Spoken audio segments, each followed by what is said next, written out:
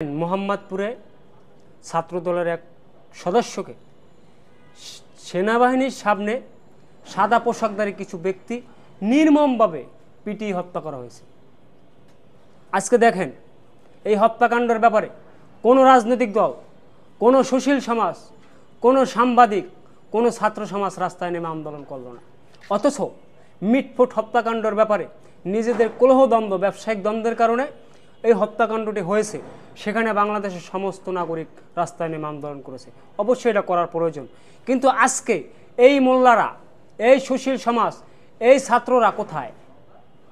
যেই নৃশংসভাবে সেনাবাহিনীর সামনে, রাষ্ট্রের সর্বোচ্চ বাহিনী সেনাবাহিনী, তাদের সামনে নির্মমভাবে ছাত্রদলের এক সদস্যকে রাত্রিভর পিটিয়ে হত্যা করলো, তখন আপনারা কোথায়? তার মানে কি ডক্টর ইউনূস কোনটা সামনে আনলে তার ভালো হবে, কোনটা সামনে না আনলে তার ভালো হবে না, এটা কি তিনি পরিকল্পিতভাবে করতেছে? অবশ্যই আমার মনে হয় পরিকল্পিতভাবে করতেছে।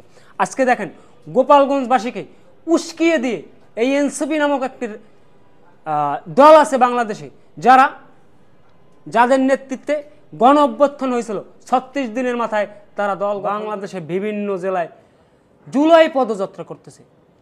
জুলাই পদযাত্রা এনসিপি করবে কেন? তারা রাজনৈতিক দল, সেটা করতে পারে বৈষম্য বিরোধী ছাত্র আন্দোলন। তারা বৈষম্য বিরোধী ছাত্র আন্দোলনকে বিক্রি করে আজকে এনসিপি নামক একটা দল গঠন করছে। সেই দল একটি জেলাকে উস্কিয়ে দিয়ে সেখানে একটি বিশৃঙ্খলা সৃষ্টি করে নিজেরা পালিয়ে আসলো অ্যাপাসির ভিতরে। অথচ একটি ছেলেকে দেখলাম, সে ছাত্রলীগের সদস্য, ককটেল মারার সময় পুলিশের হাতে ধরা পড়লো। পুলিশের হাতে ধরা পড়ছে, তার এদেশে বিচার ব্যবস্থা আছে, আইনের মাধ্যমে তাকে শাস্তি দেওয়া হোক। অথচ কিছুক্ষণ পর দেখা গেল তিনি গুলিবিদ্ধ অবস্থায়, তার লাশ। এই গুলিটা কে করলো? সরকারি দল করাইছে নাকি আওয়ামী লীগ করেছে? এর তদন্ত আপনারা এখন পর্যন্ত করছেন নাকি আপনাদের সুবিধার্থে দেশে একটা জাতীয় সরকার গঠন করার জন্য কিছু ইউটিউবার প্রবাসীদের প্ররোচনায় আপনারা তাদের সাথে চুক্তিবদ্ধ হয়ে জাতীয় সরকার গঠন করতে চাচ্ছেন নাকি জরুরি অবস্থা জারি করতে চাচ্ছেন? ডক্টর ইউনূস, আপনি এই 10 মাসে 4000-এর অধিক খুন হয়েছে, 10,000-এর উপরে দর্শন হয়েছে, 15,000-এর উপরে প্রায় জিম্মি হয়েছে, ডাকাতি হয়েছে, বাংলাদেশ প্রতিদিনের নিউজ। তাহলে আপনি কি করলেন? আমরা কি ভুল করলাম? এক স্বৈরাচারকে বাংলাদেশে 17 বছর আন্দোলন করে তাকে সরাইয়া আবার আমরা কারে বইলাম? এখন দেশের প্রত্যেকটা নাগরিক দোয়া ইউনূস পড়তেছে, কারণ ইউনূস সরকার ক্ষমতায়, আর আমরা এখন দোয়া ইউনূস পড়তেছি। তার মানে আপনি যদি না পারেন তাহলে আপনি বাবা মাফ চান। আপনি তো পারবেন না, আপনি তো ভদ্র মানুষ, আপনার জায়গায় আমারে দেন, নাহলে আপনার পিএস বানান আমারে দেখেন না, আমি এগুলোকে আমি দমন করি নাকি আপনি পরিকল্পিতভাবে করতেছেন? আজকে একটা জিনিস সবাই বুঝতেছে, এটা দুর্ঘটনা। এই যে বিমান দুর্ঘটনা হলো, প্রশিক্ষণ বিমান জনবহুল এলাকায় তারা প্রশিক্ষণ করতে পারবে না, তারা জনবহুলের বাইরে করবে। সেই বিমান কিভাবে একটা স্কুল ছুটির টাইমে সেখানে বিধ্বস্ত হল? এই প্রশ্নটা কারে করব আমি? আজকে সচিবালয়, কালকে যে আন্দোলনটা হলো, সচিবালয়ের গেট ভেঙে সচিবালয়ের ভিতরে ঢুকলে সেনাবাহিনী সহ তাদেরকে গায়ে আক্রমণ করছে। এটা কার প্ররোচনা হয়েছে? ডক্টর ইউনূস নাকি শিক্ষা উপদেষ্টা?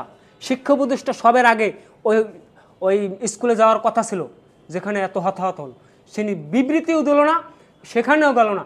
আমার তো মনে হয় এই সম্পূর্ণ এটা একটা বড় ধরনের একটা কুচক্র মহল আছে, যাদের সাথে এই শিক্ষা উপদেষ্টা জড়িত আছে, কিছু কিছু ইউটিউবার জড়িত আছে, প্রবাসী ইউটিউবার, এবং এই ডক্টর ইউনূস সরকারের গাপ্পি মেরে থাকা এরাও লোক আছে, এবং এনসিপির লোকও আছে। কারণ তারা চাচ্ছে যে একটা মোটামুটি একটা নির্বাচনের দিকে রোডম্যাপ আসছিল, সেটাকে পিছানোর জন্য অলরেডি তো কেউ স্ট্যাটাস দিয়ে দিয়েছে এই মুহূর্তে জাতীয় সরকার দরকার। তাহলে আপনারা কি জাতীয় সরকারের জন্য, ডক্টর ইউনূসকে ক্ষমতায় বসানোর আরও থাকার জন্য এই ধরনের কার্যক্রম আপনারা করতেছেন? অবশ্যই আমি মনে করি এটাই করতেছেন। ডক্টর ইউনূস, আপনি যদি দেশ নিয়ে কোনো রকম ষড়যন্ত্র করেন, যারাই দেশ নিয়ে ষড়যন্ত্র করবেন তাদের কিন্তু আমরা ছাড় দেব না, আমরা দেখতেছি। ডক্টর ইউনূস সাহেব, আপনি যদি এগুলো পরিষ্কার করতে না পারেন, প্রত্যেকটা হত্যাকাণ্ডের বিচার করতে না পারেন, যেই জনগণ আপনার গলায় ফুলের মালা দিয়েছে সেই জনগণ কিন্তু আপনাদের গলায় জুতার মালা দেবে। স্পষ্ট কথা, বহুত ভালোবাসা দেখছি। 10 মাসে হাজার হাজার মানুষ খুন হয়েছে, দর্শন হয়েছে, জিম্মি হয়েছে, ডাকাতি হয়েছে। আপনি কোন চ্যাটের বালটা করছেন মেয়া? আপনি কার বালটা ফেলাইছেন? আপনি না পারলে মাপ চান, ক্ষমতা আমার কাছে দেন। আমি যদি না পারি প্রেস ক্লাবের সামনে ক্রস ফায়ার দিয়ে নিজে মরে যাবো। আজকে সচিবালয় আক্রমণ, আজকেও দেখলাম শাহবাগে আক্রমণ, পুলিশ সেনাবাহিনীকে ভুয়া স্লোগান দিচ্ছে। এগুলো আমরা দেখতে চাইছি নতুন বাংলাদেশে?